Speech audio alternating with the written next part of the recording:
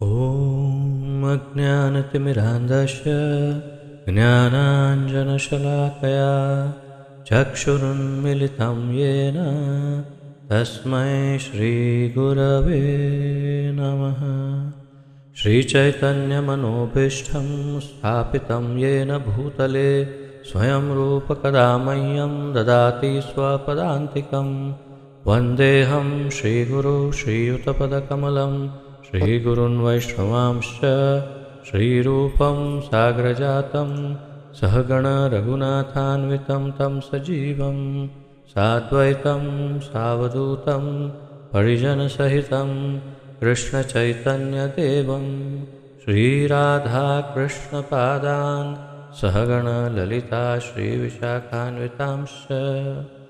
हे कृष्ण करुणा सिंधु दीनबंधो जगत्पते गोपेश गोपिकाकांत राधाकांत नमोस्तुते। तप्त कांचन गौरांगी राधे वृंदावनेश्वरी वृषभानुसुते देवी प्रणमामि हरिप्रिये। वाञ्छाकल्पतरुभ्यश्च कृपा सिन्धुभ्य एव च पतितानां पावनेभ्यो वैष्णवेभ्यो नमो नमः। अनन्तकोटिवैष्णववृन्द की जय। नमः विष्णुपादाय कृष्णप्रेष्ठाय भूतले श्रीमते जयपताका स्वामिन् इति नामिने। नमो आचार्यपादाय निताय कृपाप्रदायने गौरकथाधामदाय नगरग्रामतारिणे।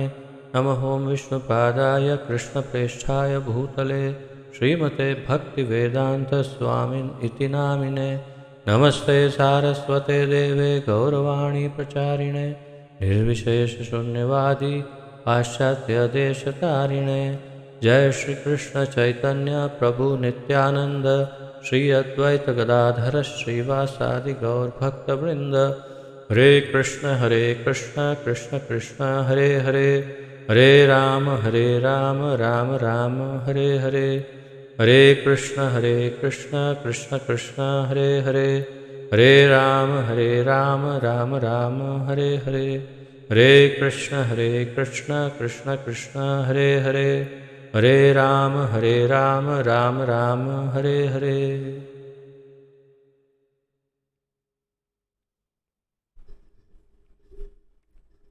आप सबका बहुत बहुत स्वागत है आज के इस अत्यंत महत्वपूर्ण दिव्य ज्ञान यज्ञ में, जिसके अंतर्गत हम सम्मिलित रूप से श्रीमद् भगवद गीता यथारूप का अध्ययन कर रहे हैं, जिसका आलेखन हमारे इस्कॉन के संस्थापक आचार्य श्री श्रीमद् अभय चरणारविंद भक्तिवेदांत स्वामी श्रील प्रभुपाद जी ने किया है।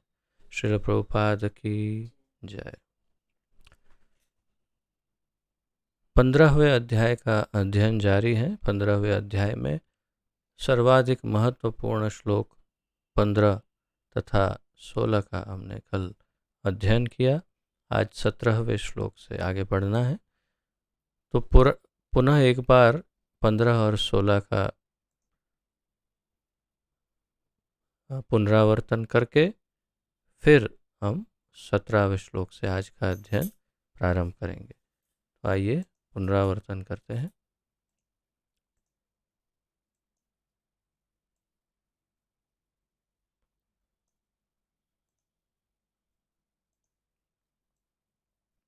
पंद्रहवें श्लोक में भगवान कहते हैं, सर्वस्य चाहम हृदि सन्निविष्टो मत्तः स्मृतिर्ज्ञानम अपोहनम च वेदैश्च सर्वैर अहमेव वेद्यो वेदांतकृत वेद विदेव चाहम।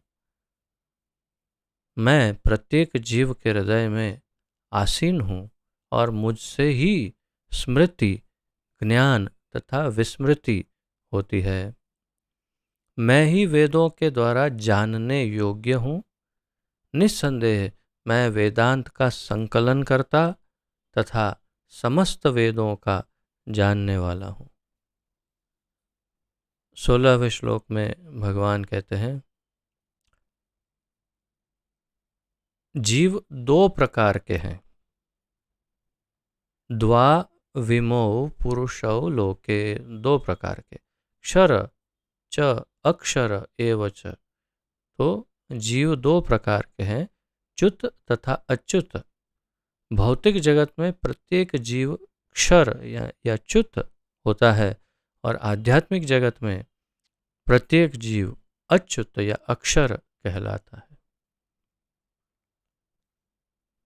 अब आज 17वें श्लोक में आगे बढ़ते हैं।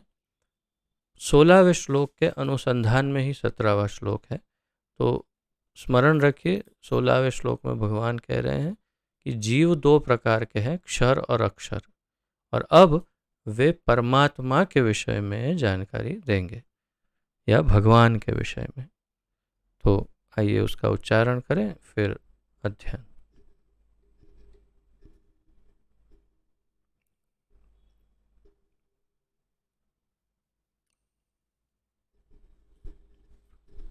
ये मैं थोड़ा सा इसका संधि अलग करते हुए उच्चारण करूँगा ताकि उच्चारण थोड़ा आसान हो।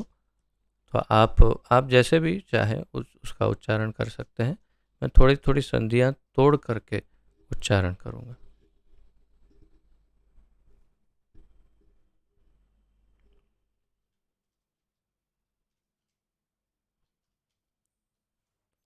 उत्तमः पुरुषस्तु अन्यः परमात्मेति उदाहृतः यो लोकत्रयम् आविश्य बिभर्त्यव्यय ईश्वरः।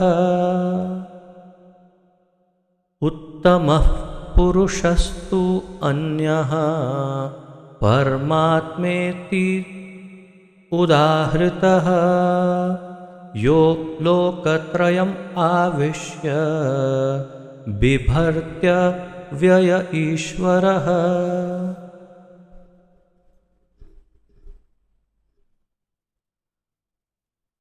शब्दार्थ अनुवाद तथा तात्पर्य श्रील प्रभुपाद जी द्वारा। उत्तमः श्रेष्ठ, पुरुषः व्यक्ति या पुरुष, तू लेकिन, अन्यः अन्य, परम परम, आत्मा आत्मा। तो परम और आत्मा। इति इस प्रकार, उदाहृतः कहा जाता है, यह जो लोक ब्रह्मांड के त्रयम तीन विभागों में आविश्य प्रवेश करके विभर्त्य पालन करता है, अव्ययः अविनाशी, ईश्वरः भगवान। अनुवाद। इन दोनों के अतिरिक्त एक परम पुरुष परमात्मा है जो साक्षात अविनाशी भगवान है और जो तीनों लोकों में प्रवेश करके उनका पालन कर रहे हैं। तो अब पहले के श्लोक को देखिए, 16 को। 16वें श्लोक में क्या कहा?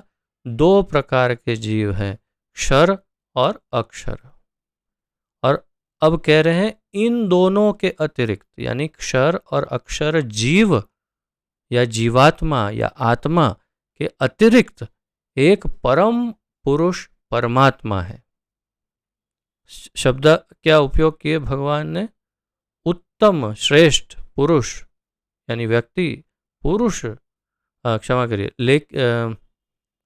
परम आत्मा, उदाहृतः, जिसे परमात्मा कहा जाता है। तो उत्तम पुरुष, श्रेष्ठ पुरुष, तो इन दोनों के अतिरिक्त एक परम पुरुष परमात्मा है जो साक्षात अविनाशी भगवान है और जो तीनों लोकों में प्रवेश करके उनका पालन कर रहे हैं। त्रयम, लोक त्रयम आविश्य, लोक त्रयम आविश्य, तीनों लोकों में, तीनों लोक यानी ब्रह्मांड में जितना जो कुछ भी है वो सब कुछ, और ब्रह्मांड के ऊपर आध्यात्मिक लोक तक सब कुछ, सारा जितना जो रचना है, आध्यात्मिक चाहे भौतिक, सारी सारी रचना में प्रवेश करके वे उनका पालन करते हैं। अव्ययः अविनाशी ईश्वर भगवान, इसलिए यहाँ पर प्रभुपाद जी ने अनुवाद में कहा, इन दोनों के अतिरिक्त एक परम पुरुष परमात्मा है जो साक्षात अविनाशी भगवान है। अव्ययः ईश्वरः, अविनाशी भगवान, और जो तीनों लोकों में प्रवेश करके उनका पालन कर रहे हैं। कितना महत्वपूर्ण श्लोक है। बल्कि मेरा तो ये सुझाव है कि 15 से लेकर के 15, 16, 17, 18, कम से कम 18 तक के श्लोकों को आप कंठस्थ कर सकते हैं। इसमें बहुत ही महत्वपूर्ण जानकारियां भगवान के अनुसंधान में एकदम स्पष्ट जानकारियां दी है कि भगवान कौन है। तो ये श्लोक इसलिए अत्यंत महत्वपूर्ण है। प्रयास करेंगे फिर एक बार इसका पुनरावर्तन आज समाप्ति के पहले करेंगे, ताकि हमें ये श्रृंखला याद रहे कि क्या कह रहे हैं भगवान, भगवान के विषय में भगवान क्या कह रहे हैं। तात्पर्य, इस श्लोक का भाव कठोपनिषद दूसरे स्कंद के दूसरे अध्याय के 13वें श्लोक तथा श्वेताश्वतर उपनिषद में 6ठे अध्याय के 13वें श्लोक में अत्यंत सुंदर ढंग से व्यक्त हुआ है। तो कठोपनिषद 2.2.13 में और श्वेताश्वतर उपनिषद में 6.13 में, इन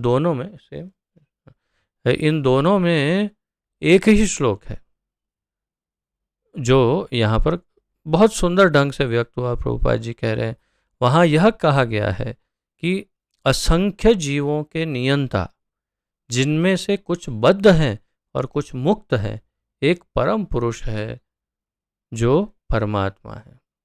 असंख्य जीवों के नियंता, जिनमें से कुछ बद्ध और कुछ मुक्त है, कुछ क्षर और कुछ अक्षर हैं जीव, उनके परम पुरुष, और एक परम पुरुष है तीसरे, 1, 2 और फिर 3।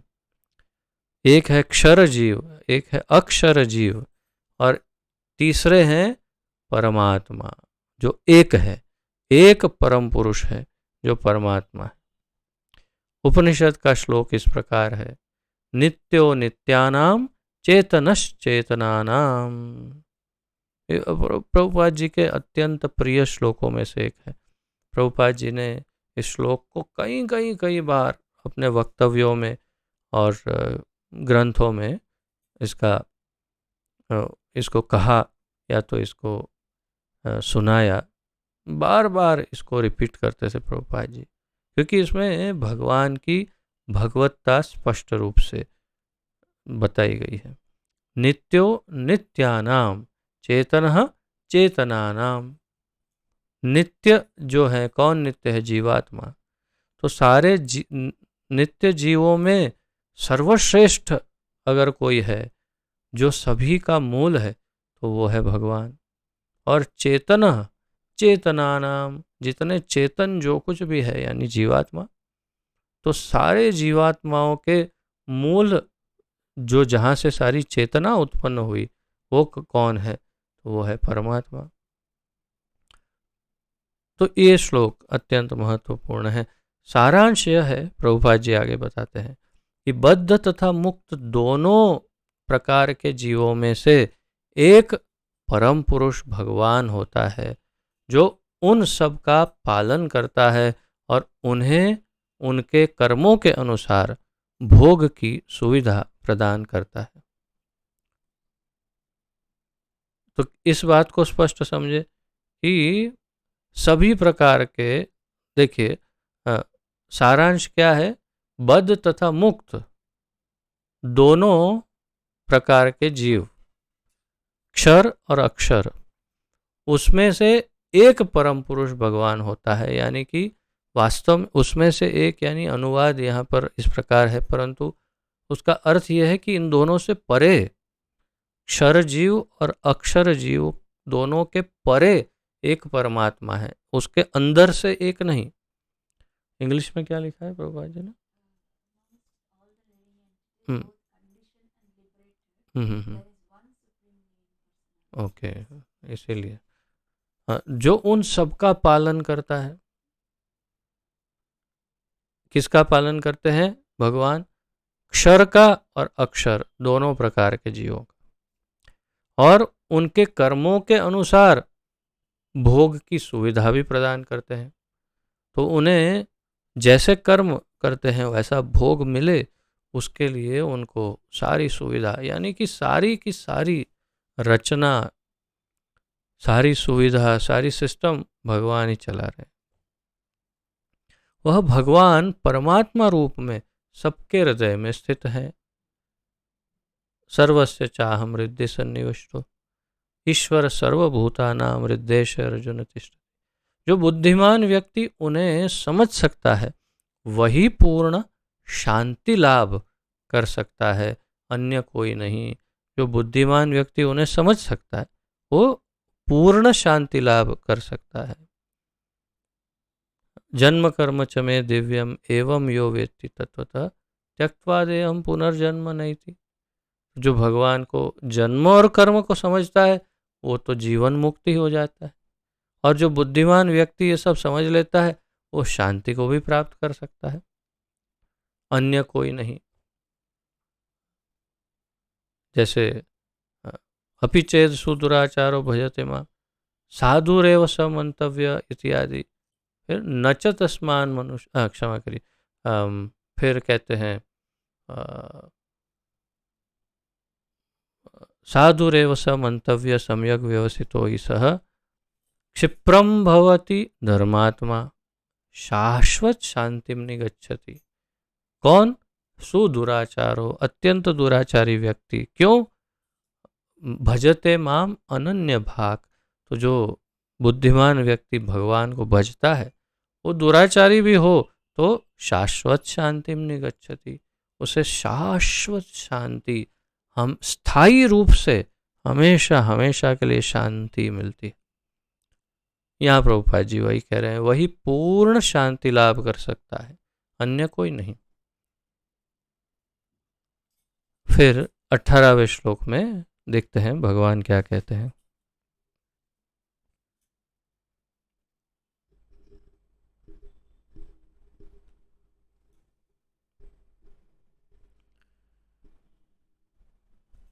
यस्मात्क्षरमतीतोऽहम् अक्षरादपि चोत्तमं महा अतोऽस्मि लोके वेदे च प्रथितः पुरुषोत्तमः।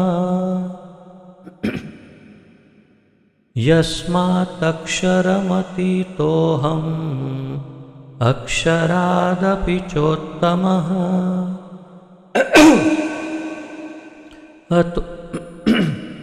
अतोऽस्मि लोके वेदे च प्रथितः पुरुषोत्तमः। यस्मात्क्षरमतीतोऽहम् अक्षरादपि चोत्तमः अतोऽस्मि लोके वेदे च प्रथितः पुरुषोत्तमः।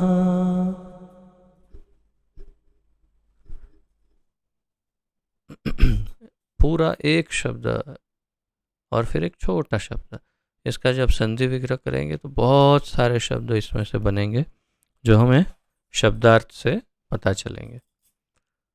यस्मात्, चूंकि, क्षरम, देखिए यस्मात्क्षरमतीतोऽहम् अक्षरादपि, ये पूरा एक शब्द है, उसको जब संधि विग्रह करेंगे तो यस्मात् क्षरम अतीतः अहम अक्षरात् अपि। तो यस्मात्, चूंकि, क्षरम, च्युत, अतीतः, दिव्य, अहम, मैं हूँ, अक्षरात्, अक्षर से परे, अपि, भी, च, तथा, उत्तमः, सर्वश्रेष्ठ, अतः, अतएव, अस्मि, मैं हूँ, लोके, संसार में, वेदे, वैदिक साहित्य में, च, तथा, प्रथितः, विख्यात, पुरुष उत्तम, पुरुषोत्तम, परम पुरुष के रूप में। मेरे निजी मत अनुसार मुझे ये श्लोक अत्यंत महत्वपूर्ण श्लोकों में से एक लगा।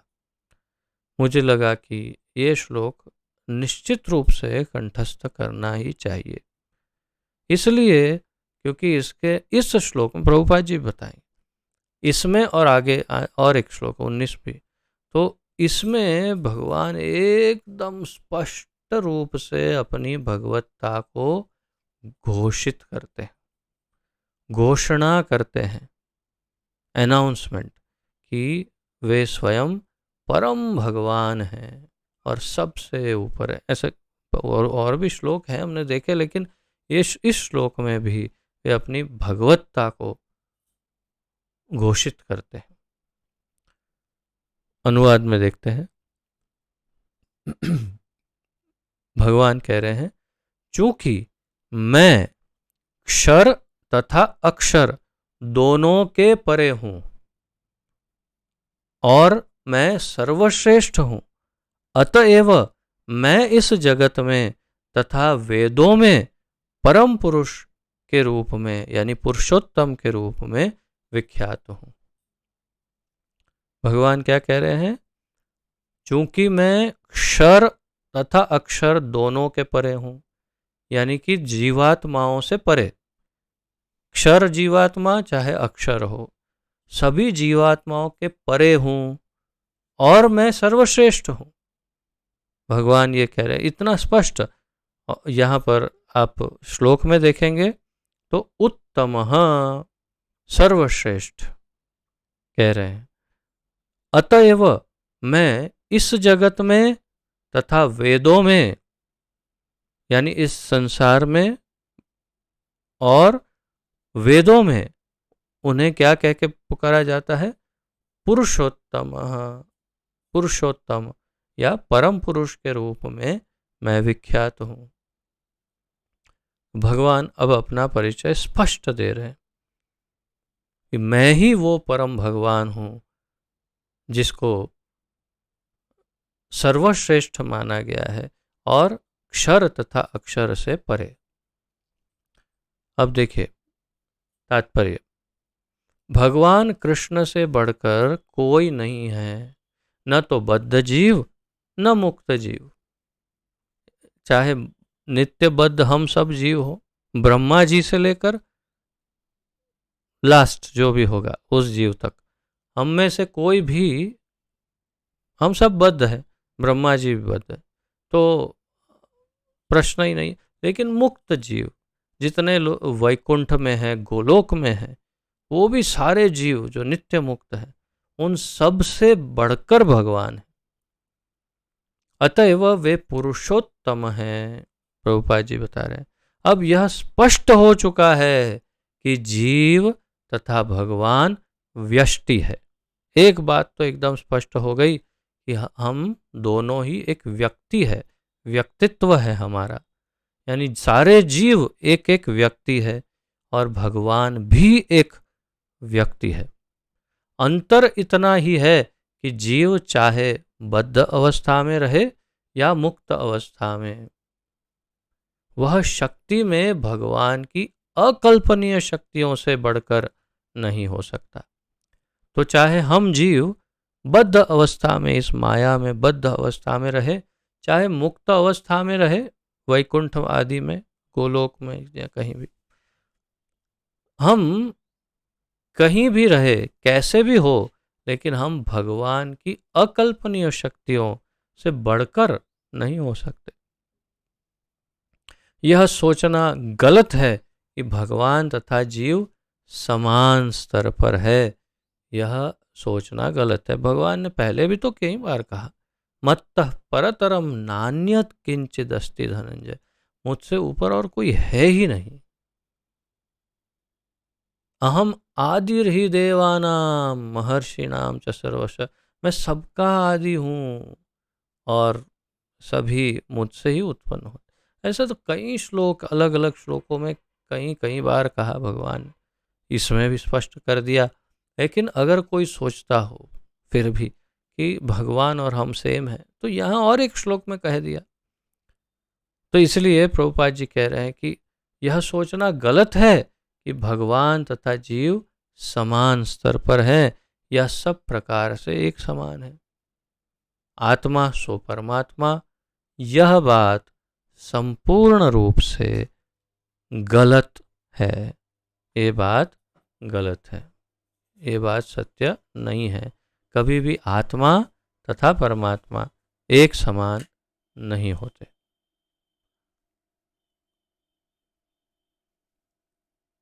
इनके व्यक्तित्वों में सदैव श्रेष्ठता तथा निम्नता बनी रहती है।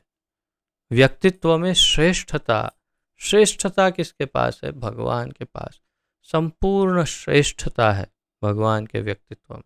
और निम्नता किसमें है? हमारे पास, हम हमेशा निम्न रहते हैं।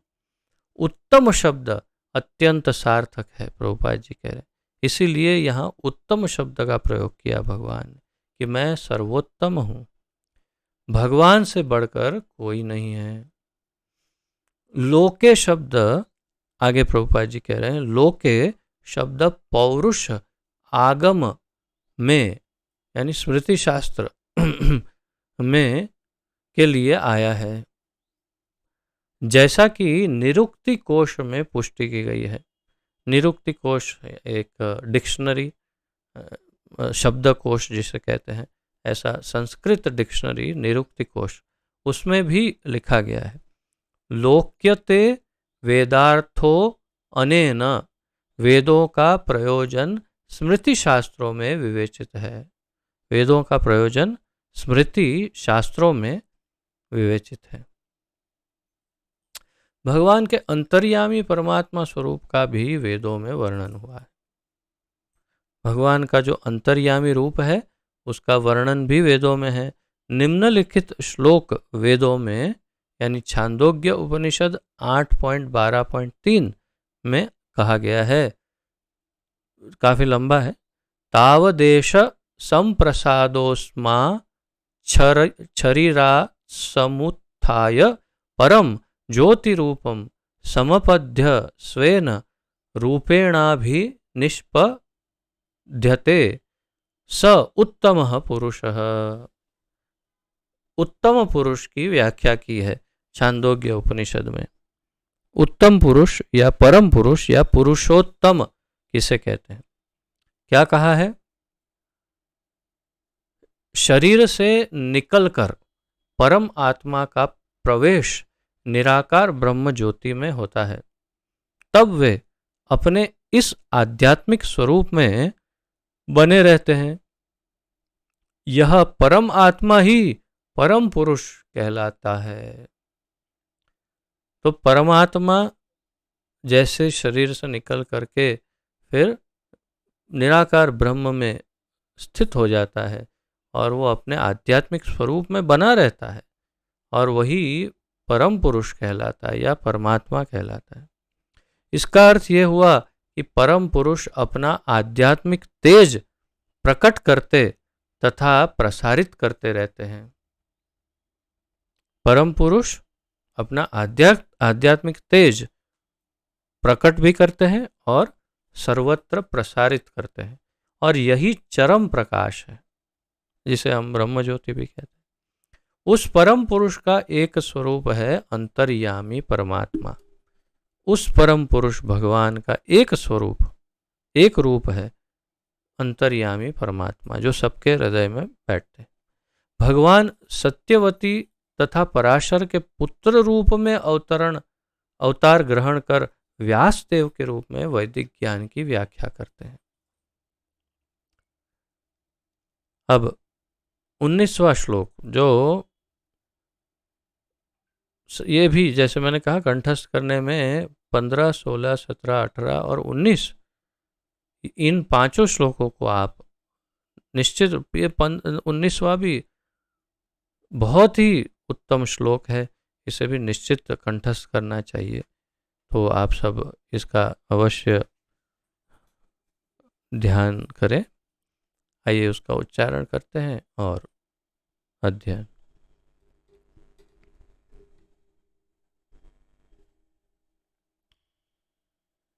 यो मामेवमसम्मूढो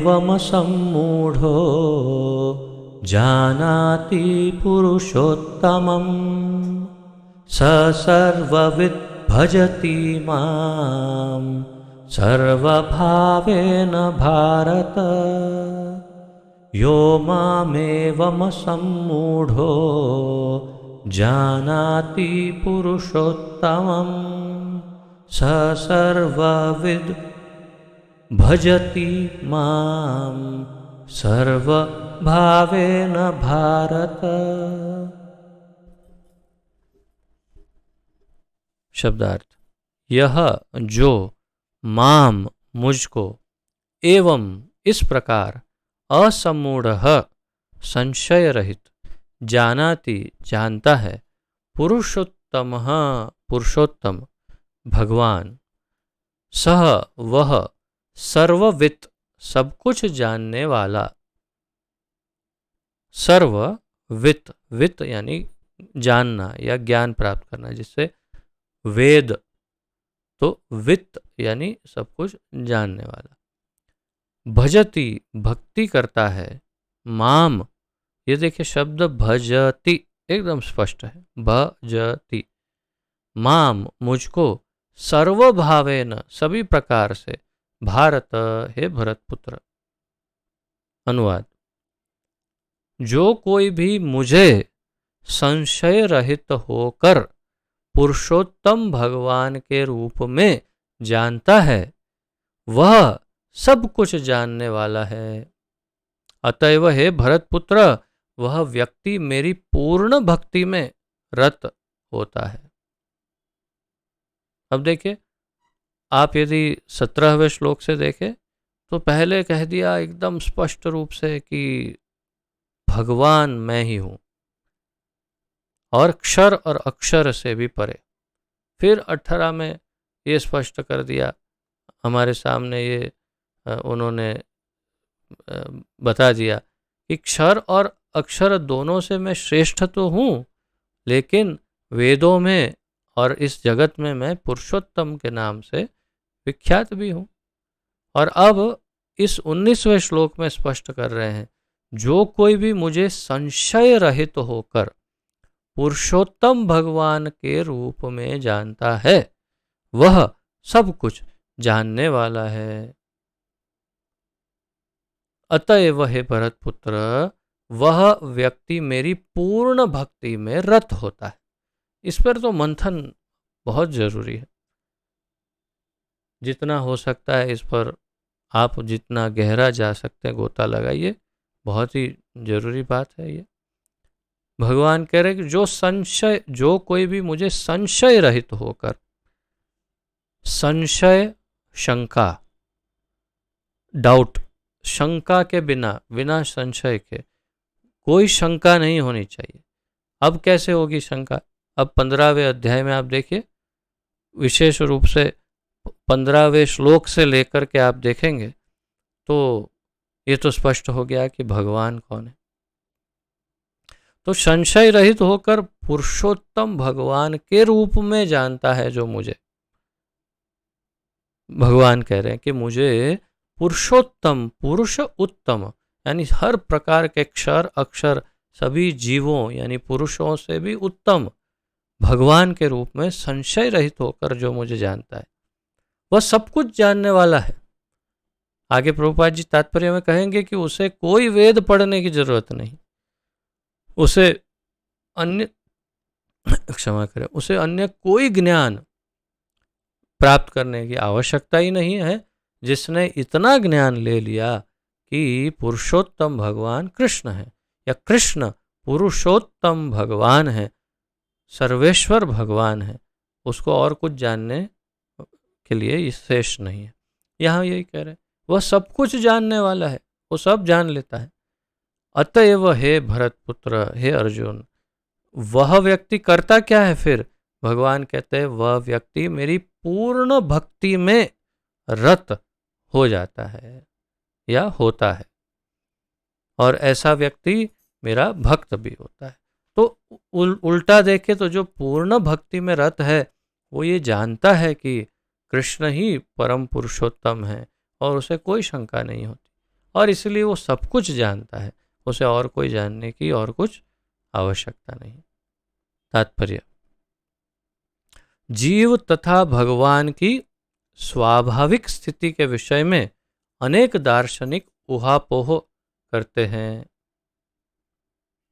तो जीव और भगवान, इन दोनों की स्थिति के लिए लेकर के, अब देखिए ना, दो तो मत है। एक है द्वैतवाद, जो हमारा भक्तों का या वैष्णवों का है, और एक है अद्वैतवाद, जिसमें ये मानते हैं कि हम और भगवान एक ही है। पर अद्वैतवाद की तो आवश्यकता ही कहाँ है? सिर्फ भगवत गीता का निष्ठापूर्वक प्रामाणिकता से शुद्ध भगवत गीता का, जो प्रभुपाद जी जैसे महाभागवत ने लिखी हो, ऐसी भगवत गीता का जो कोई अध्ययन करे, और जिनके अंदर सामान्य बुद्धि भगवान ने पर्याप्त मात्रा में दी हो, वो तो तुरंत समझ जाएगा। कल ही मैंने एक वीडियो देखा, एक आईपीएस ऑफिसर है गुजरात में, और जन्म से मुसलमान है। उनको किसी धर्म सभा थी, सब धार्मिक, बड़े बड़े धार्मिक लोग बैठे थे, बड़े बड़े धर्मगुरु उनके बीच में। और ये तो लड़का सा है, मुझे लगता है 30 साल के आसपास की उम्र होनी चाहिए उनकी, जो भी हो, लेकिन उनको भगवान के विषय में बोलने को कहा है। तो आईपीएस ऑफिसर, लेकिन जो उन्होंने भगवत गीता का ज्ञान दिया, आश्चर्यचकित हो गया। एकदम स्पष्ट रूप से उन्होंने बताया कि परम भगवान तो कृष्ण ही है, अन्य सारे देवी देवता नहीं, या और कोई नहीं, और कुछ भी नहीं, और सर्वश्रेष्ठ योग तो भक्ति योग ही है, ये भी उन्होंने बताया। मुसलमान शरीर में है, लेकिन इतनी स्पष्टता और इतनी बड़ी धर्म सभा के मध्य में, और आधार क्या था उनकी बात का? भगवत गीता। उन्होंने श्रीमद् भगवत गीता से एक एक श्लोक भी ऐसे बोल रहे थे सुंदर, और उन्होंने श्लोकों के साथ ये बताया। तो जो भगवत गीता पढ़ता है निष्ठापूर्वक तथा प्रामाणिक भगवत गीता को प्रामाणिकता से पढ़ता है, वो स्पष्ट रूप से समझ जाता है कि भगवान कृष्ण ही परम पुरुषोत्तम भगवान सर्वेश्वर परब्रह्म परमेश्वर भगवान ही है, न उनसे कोई ऊपर है, न उनके कोई समान है।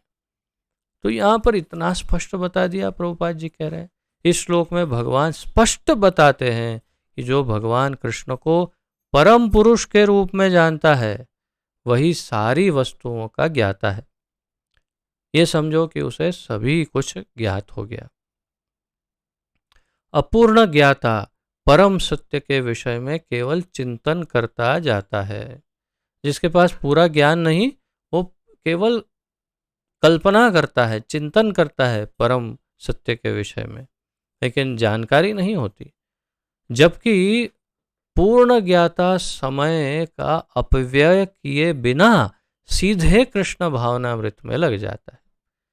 अपूर्ण ज्ञाता चिंतन करता रहता है, और पूर्ण ज्ञाता जिसे सब कुछ ज्ञान है, कौन हो सकता है? भक्त। तो भक्त क्या करता है? समय बिना समय का अपव्यय किए, यानी समय नहीं बिगाड़ता, वो सीधा कृष्ण भावनामृत में लग जाता है, अर्थात भगवान की भक्ति करने लगता है। प्रभुपाद जी कह रहे हैं। और ये कौन कह रहे हैं? प्रभुपाद जी तो यहाँ दोहरा रहे हैं, रिपीट कर रहे हैं। कह तो भगवान रहे हैं, क्या कह रहे हैं? स सर्वविद भजति माम सर्वभावेन भारत।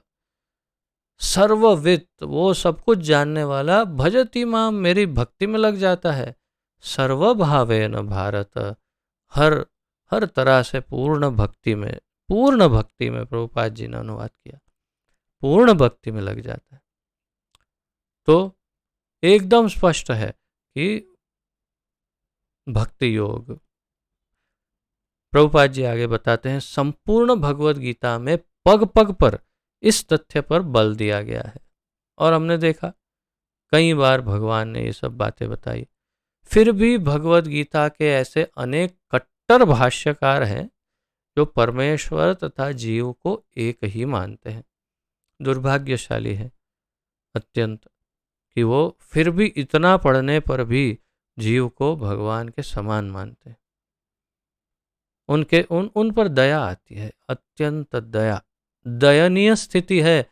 महामूर्ख शिरोमणि है वो सब कि जो भगवत गीता पढ़कर भी नहीं समझ सकते कि जीव और भगवान एक नहीं है। आत्मा सो परमात्मा एक नहीं है। भगवान भगवान है और हम जीवात्मा है। आगे प्रभुपाद जी कहते हैं, वैदिक ज्ञान श्रुति कहलाता है, जिसका अर्थ है श्रवण करके सीखना। हमने चर्चा की थी इस विषय में। श्रुति, वेदों को श्रुति कहते हैं, यानी जो पहले सुनकर ही सिखाया जाता था, अब 6000 वर्ष पूर्व वेद व्यास जी ने लिखा। वास्तव में वैदिक सूचना कृष्ण तथा उनके प्रतिनिधियों जैसे अधिकारियों से ग्रहण करनी चाहिए। वैदिक सूचना कहाँ से प्राप्त करनी चाहिए? कृष्ण तथा उनके प्रतिनिधि और उनके जैसे अधिकारियों से ग्रहण करनी चाहिए। यहाँ कृष्ण ने हर वस्तु का अंतर सुंदर ढंग से बताया है, अतएव इस स्रोत से सुनना चाहिए। लेकिन केवल सूकरों की तरह सुनना पर्याप्त नहीं। प्रभुपाद जी कह रहे हैं, मनुष्य को चाहिए कि अधिकारियों से समझे। एक सूकर, पिग हो, सुअर, सूकर यानी जो मल आदि में रहते हैं, खाते हैं, तो ये ऐसे सूकर को यदि आप कुछ सुनाते हैं, कोई कविता सुनाओ, कुछ गाना सुनाओ, वेद सुनाओ, भगवत गीता सुनाओ, तो क्या फायदा होगा? जो है वो वही, वहाँ से आवाज़ करते करते फिर वो गटर में ही जाएगा। ऐसा नहीं होगा कि भगवत गीता सुनाया तो हरि बोल करके उछलने लगे, ऐसा नहीं होगा। तो सूकर की तरह सुनना पर्याप्त नहीं है, यानी कि हम बस यहाँ से सुना, यहाँ से निकाल दिया, ऐसे सुनेंगे तो कोई फायदा नहीं होगा। मनुष्य को चाहिए कि अधिकारियों से समझे।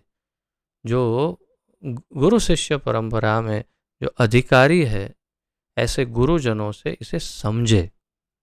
ऐसा नहीं कि केवल शुष्क चिंतन ही करता रहे, सूखा चिंतन करता रहे, ये पर्याप्त नहीं है।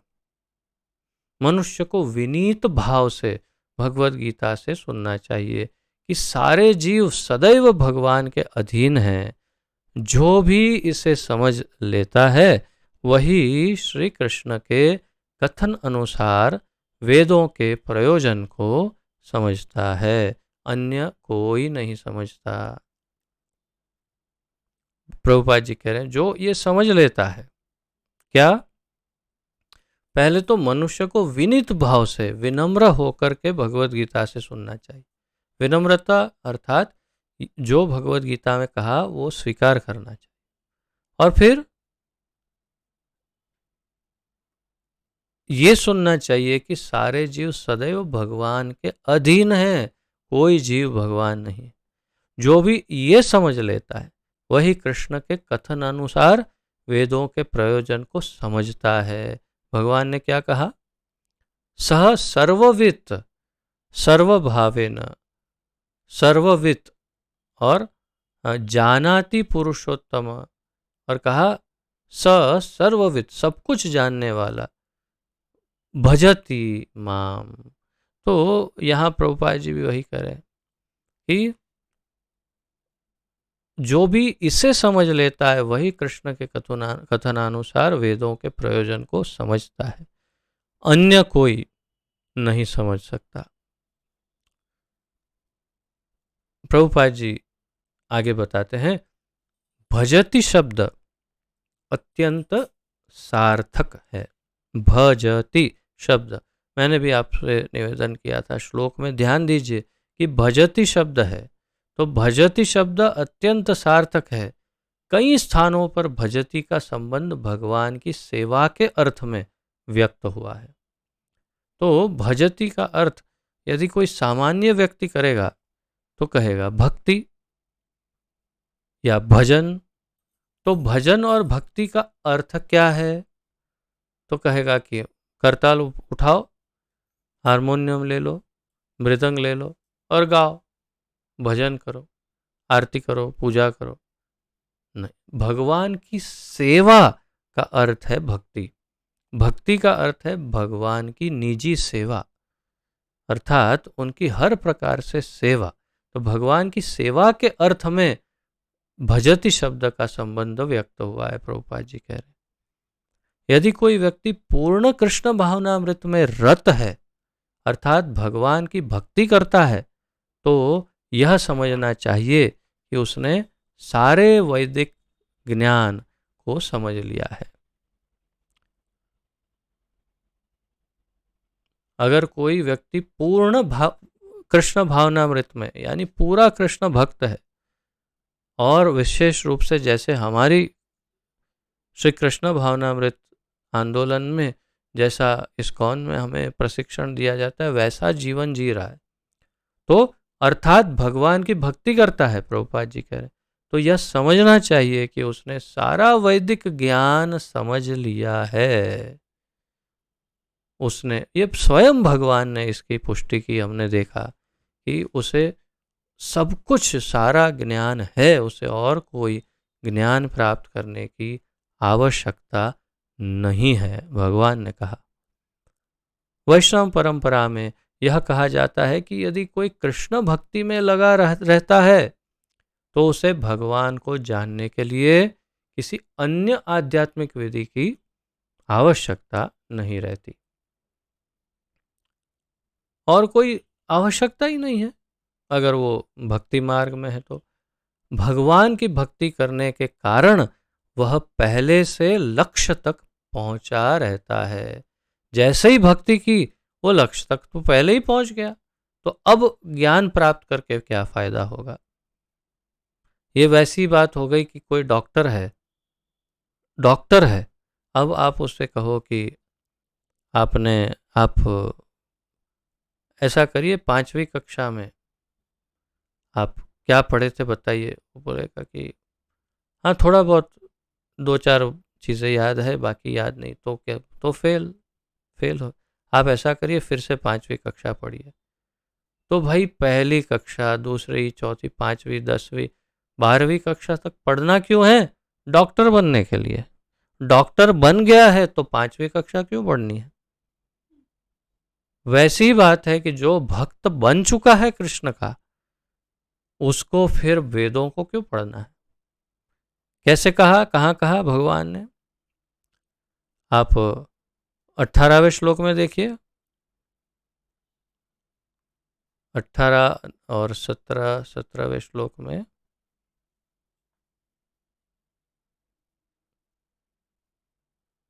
इन दोनों के अतिरिक्त, अच्छा क्षमा करिए, ये 17, 18 और 19 में, हाँ 19 में, 19 में कहते हैं, जो कोई भी मुझे संशय रहित होकर पुरुषोत्तम भगवान के रूप में जानता है, वह सब कुछ जानने वाला है। यो माम एवं असम्मूढ़ो जानाति पुरुषोत्तमम स सर्वविद, सर्ववित यानी सब कुछ जानने वाला है। भजति माम सर्वभावेन भारत, वो सब कुछ जान ही चुका है और इसलिए अब मेरा भक्त बन गया है। अब उसे जानने योग्य कुछ बाकी नहीं है। तो इसी श्लोक में ये कहा। तो भगवान की भक्ति करने के कारण वह पहले से लक्ष्य तक पहुंचा रहता है। वह ज्ञान की समस्त प्रारंभिक विधियों को पार कर चुका होता है। ज्ञान की समस्त प्रारंभिक विधियों को पार कर चुका है। लेकिन यदि कोई लाखों जन्मों तक चिंतन करने पर भी इस लक्ष्य पर नहीं पहुंच पाता कि श्री कृष्ण ही भगवान हैं और उनकी ही शरण ग्रहण करनी चाहिए, तो उसका अनेक जन्मों का चिंतन व्यर्थ जाता है। अनेक जन्मों का चिंतन व्यर्थ हो जाता है। भगवान प्रभुपाद जी कह रहे हैं कि अनेक जन्मों तक उसने बहुत ज्ञान लिया, लेकिन उसे ये नहीं पता चला कि कृष्ण की शरण ग्रहण करनी चाहिए, तो उसका ज्ञान व्यर्थ है। भगवान ने भी यही कहा, बहुनाम जन्मनाम अन्ते ज्ञानवान माम प्रपद्यते। और प्रपद्यते तो ठीक है, मेरी शरण में तो आता है, और फिर सोचता क्या है, वासुदेव सर्वम इति। और फिर ये स्पष्ट समझ जाता है कृष्ण ही सब कुछ है। तो यहाँ पर आपने देखा 15वें श्लोक से लेकर के आगे बढ़ते हुए एकदम स्पष्ट हो गया 19वें श्लोक तक कि परम पुरुषोत्तम परब्रह्म परमेश्वर भगवान कृष्ण ही है, और क्षर और अक्षर दोनों प्रकार के जीवों से परे हैं, और किसी भी अवस्था में क्षर या अक्षर जीव भगवान नहीं बन सकते, नहीं बन सकते, नहीं बन सकते। किसी भी अवस्था में कोई जीव भगवान नहीं बन सकता। तो इस अध्याय का समापन करते हुए भगवान अंत में 20वें श्लोक में जो कह रहे हैं उसका अध्ययन करते हैं, और आज ये श्लोक, ये अध्याय समाप्त हो जाएगा।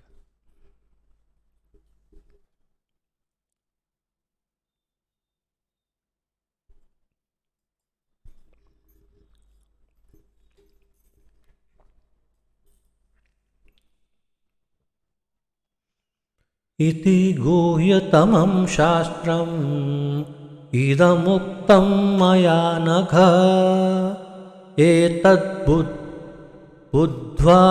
बुद्धिमान् स्यात् कृतकृत्यश्च भारत। इति गुह्यतमं शास्त्रम् इदम् उक्तं मया नघ एतद्बुद्ध्वा बुद्धिमान् स्यात् कृतकृत्यश्च भारत।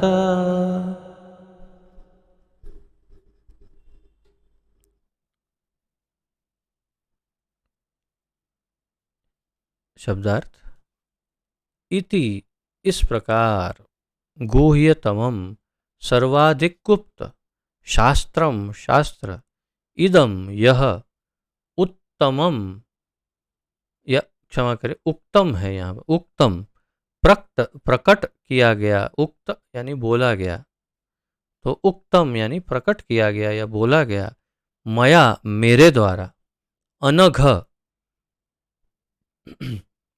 ये शब्द हमने पहले भी देखा है भगवद गीता में, अनघ यानी पाप रहित। तो अर्जुन को कह रहे हैं, हे पाप रहित, एतत् यह, बुद्ध्वा समझकर, बुद्धिमान बुद्धिमान, स्यात् हो जाता है, कृत कृत्य अपने प्रयत्नों में परम पूर्ण, च तथा भारत हे भरत भरतपुत्र। अनुवाद, हे अनघ यानी हे पाप रहित अर्जुन, यह वैदिक शास्त्रों का सर्वाधिक गुप्त अंश है। वैदिक शास्त्रों का सबसे गुप्त अंश ये था जो अभी तक भगवान ने बताया। प्रभुपाद जी आगे कहते हैं 6ठे श्लोक से लेकर 19वें श्लोक तक का जो है वो सबसे गुप्त भाग है। तो यह वैदिक शास्त्रों का सर्वाधिक गुप्त अंश है जिसे मैंने अब प्रकट किया है। जो कोई इसे समझता है वह बुद्धिमान हो जाएगा और उसके प्रयास पूर्ण होंगे। भगवान ने आशीर्वाद दे दिया, कृष्ण ने आशीर्वाद दिया। क्या कहा?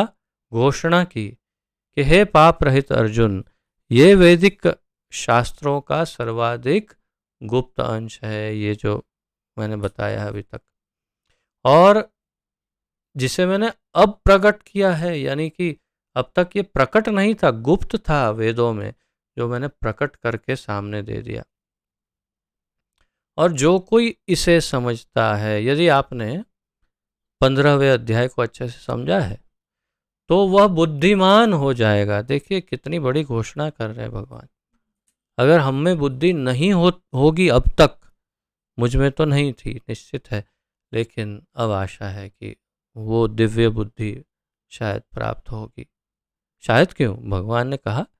तो जो इसे समझता है, अच्छा हमने इसलिए समझा क्योंकि प्रभुपाद जी ने समझाया, तो निश्चित रूप से हम समझ पाए। तो जो कोई इसे समझता है वह बुद्धिमान हो जाएगा और उसके प्रयास पूर्ण होंगे, और जो वो प्रयास करेगा वो प्रयास पूर्ण होंगे। तो ये आवश्यक है कि जैसा भगवान, प्रभुपाद जी तात्पर्य में यही बताएंगे, जैसा भगवान बताना चाहते हैं वैसा हम सीखें। तात्पर्य, भगवान ने यहाँ स्पष्ट किया है कि यही सारे शास्त्रों का सार है, और भगवान ने इसे जिस रूप में कहा है उसी रूप में समझा जाना चाहिए। इस तरह मनुष्य बुद्धिमान तथा दिव्य ज्ञान में पूर्ण हो जाएगा। दूसरे शब्दों में, भगवान के इस दर्शन को समझने तथा उनकी दिव्य सेवा में प्रवृत्त होने से प्रत्येक व्यक्ति प्रकृति के गुणों के समस्त कल्मश से मुक्त हो सकता है। जो हमने 15वें अध्याय में समझा है, वैसे भगवान को समझने से हम त्रिगुणों से मुक्त हो सकते हैं प्रकृति के। भक्त आध्यात्मिक ज्ञान की एक क्षमा करें, भक्ति आध्यात्मिक ज्ञान की एक विधि है। भक्ति जो है आध्यात्मिक ज्ञान की एक विधि है। जहां भी भक्ति होती है वहां भौतिक कल्मश नहीं रह सकता। मेरा तो अनुभव है एकदम, अंग्रेजी में कहते क्रिस्टल क्लियर, एकदम हीरे की तरह, जैसे पारदर्शी साफ सुथरा, ऐसा अनुभव, एकदम स्पष्ट अनुभव है मेरा। और आप सभी भक्तों का ये अनुभव निश्चित रूप से होगा ही, होना ही चाहिए। अगर नहीं है तो समझना चाहिए कि हमारी भक्ति में दोष है, हम गुरु के निर्देशन के अनुसार भक्ति नहीं कर रहे। अगर गुरु के निर्देशन अनुसार कर रहे हैं तो हमारे जीवन में ये बात हमें दिखनी चाहिए। क्या क्या कहा प्रभुपाद जी ने, वह व्यक्ति, प्रत्येक व्यक्ति इस दिव्य सेवा में, भक्ति की इस दिव्य सेवा में प्रवृत्त होने से प्रकृति के तीनों गुणों से या गुणों से समस्त और उसके कल्मश से मुक्त हो सकता है। तो प्रकृति के सभी कल्मश से मुक्त हो जाता है। भक्ति आध्यात्मिक ज्ञान की एक विधि है। जहां भी भक्ति होती है वहां भौतिक कल्मश नहीं रह सकता। भक्ति क्या है? आध्यात्मिक ज्ञान की विधि का नाम ही भक्ति है, और जहां भक्ति है वहां कल्मश नहीं रह सकता। भगवत भक्ति तथा स्वयं भगवान एक ही हैं। भगवान और उनकी भक्ति दोनों एक ही है, क्योंकि दोनों आध्यात्मिक है। भक्ति परमेश्वर की अंतरंगा शक्ति के भीतर होती है। भक्ति भगवान की अंतरंगा शक्ति के अंदर है, यानी जैसे श्रीमती राधा रानी के अंदर। भगवान सूर्य के समान है और अज्ञान अंधकार है। जहां सूर्य विद्यमान है वहां अंधकार का प्रश्न ही नहीं उठता। कृष्ण सूर्य सम, माया है अंधकार। जहां कृष्ण तहां मायार नहीं अधिकार। महाप्रभु कहते हैं भगवान सूर्य के समान है, अज्ञान अंधकार है। जहां सूर्य है वहां अंधकार का या माया का प्रश्न ही नहीं है। अतएव जब भी प्रामाणिक गुरु के मार्गदर्शन के अंतर्गत भक्ति की जाती है तो अज्ञान का प्रश्न ही नहीं उठता। इसीलिए मैंने आपसे कई बार निवेदन भी किया था कि मैं हर प्रकार के आध्यात्मिक संप्रदायों या संस्थाओं में, कई प्रकार की संस्थाओं में और संप्रदायों में जा कर के मैंने अनुभव किया, परंतु जब इस्कॉन में आया तो आते ही स्पष्ट हो गया कि भगवान कौन है, मैं कौन हूं, मेरा भगवान से क्या संबंध है।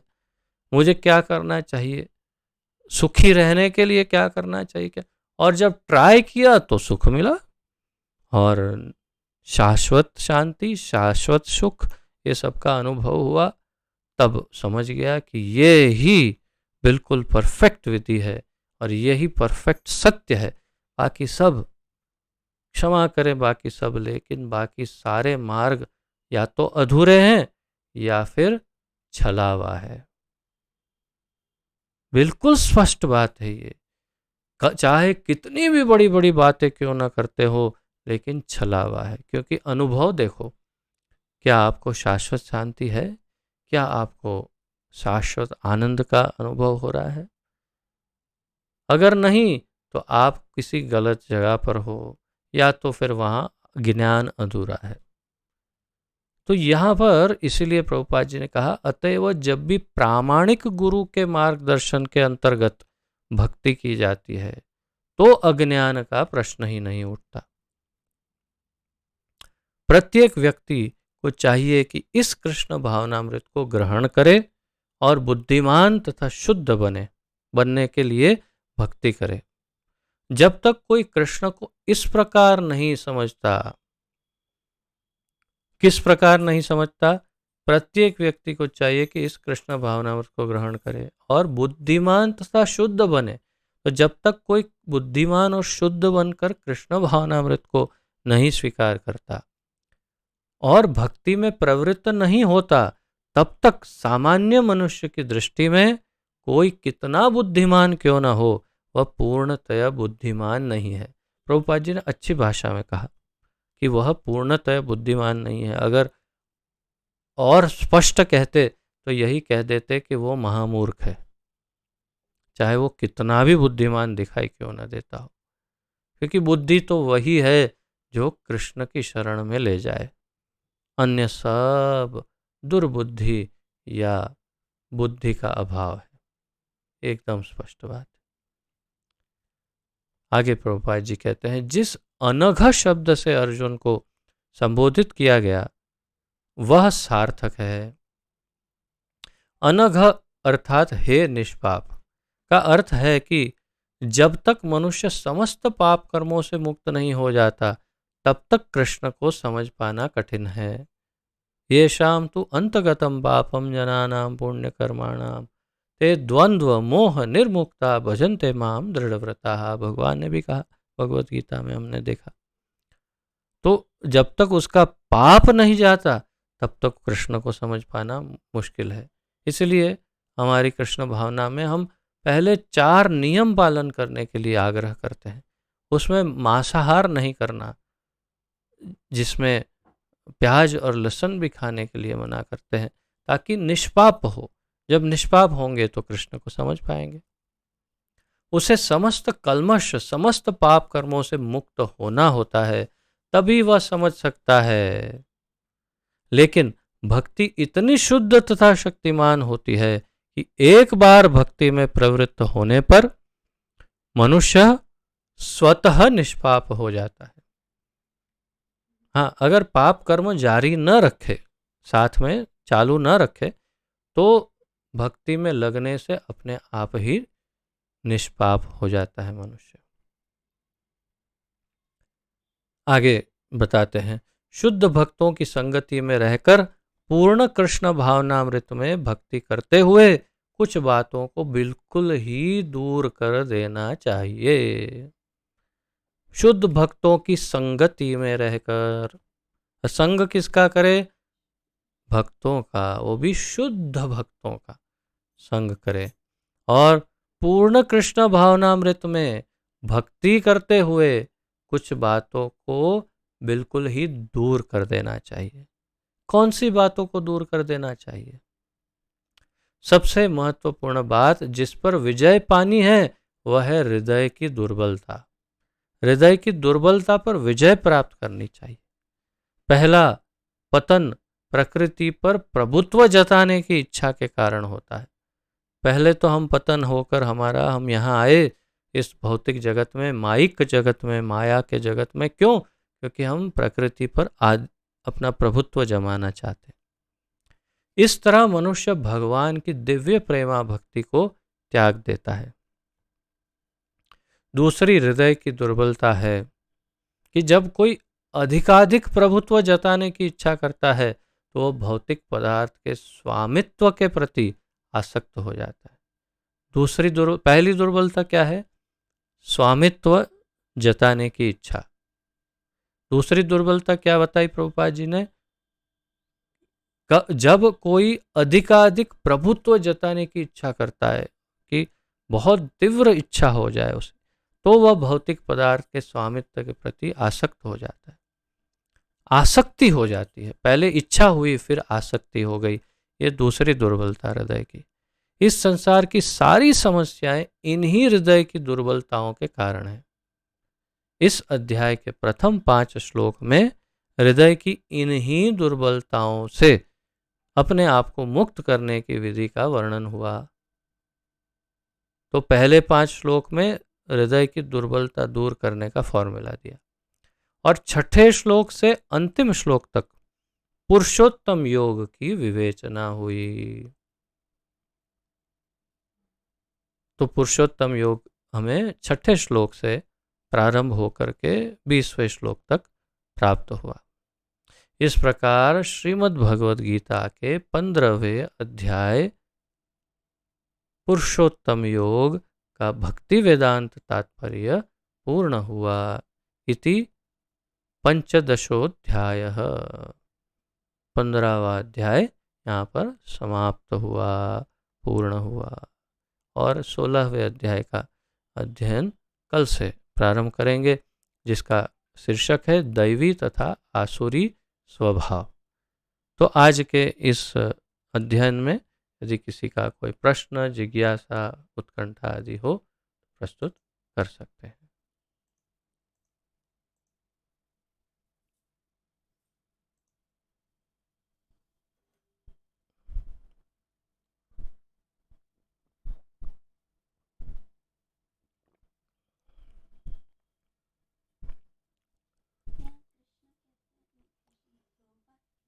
हम्म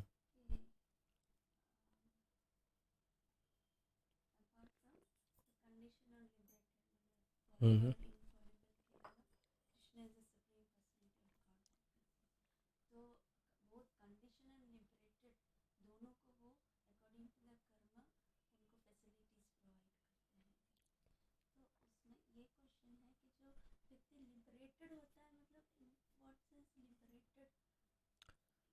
प्रश्न ऐसा है कि यहाँ एक जगह पर प्रभुपाद जी बताते हैं कि जो क्षर और अक्षर या जो बद्ध या मुक्त जीव हैं, तो उनको उनके कर्मों के अनुसार भगवान फल देते हैं या भोग करने की व्यवस्था बनाते हैं।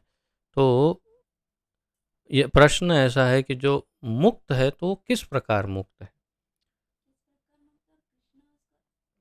किस प्रकार फल देते हैं, क्या फल देते हैं? तो मुक्त का अर्थ है कि जो शुद्ध भक्त है, जिसने संपूर्ण शरणागति कृष्ण की ग्रहण की है और इस माइक जगत के हर बंधन को जिसने तोड़ दिया है, माइक जगत से बद्ध अवस्था से छूट चुका है और उसके जन्म मृत्यु के सारे चक्र समाप्त हो चुके हैं और भगवान के धाम में प्रवेश कर चुका है, उसे मुक्त कहते हैं। तो जो भगवान के धाम में है, वैकुंठ में हो या गोलोक में हो, उसे भी जिस प्रकार से वो भगवान के साथ उसका संबंध है, उस प्रकार से उसकी व्यवस्था देते हैं। यानी कि वो क्या रोल कर रहा है भगवान की सेवा में, उसको वैसी सुविधा देते हैं ताकि वो उस रोल को ठीक से निभा पाए। क्योंकि फिर कर्म का तो प्रश्न ही नहीं है, उसका तो एक ही कर्म है, भगवान की सेवा और प्रसन्नता। तो इसलिए वो जिस प्रकार भगवान को प्रसन्न करना चाहता है, उस प्रकार की सुविधा कृष्ण उसे उस स्थान पर मुक्त अवस्था में दे देते हैं और बद्ध अवस्था में कर्मों का फल देते हैं। बस यही अंतर है। हाँ, बस इतना ही, इसी प्रकार कर्म का प्रश्न ही नहीं है मुक्त अवस्था में, तो वो तो जीवन मुक्त हो चुका है। और अन्य किसी का कोई प्रश्न?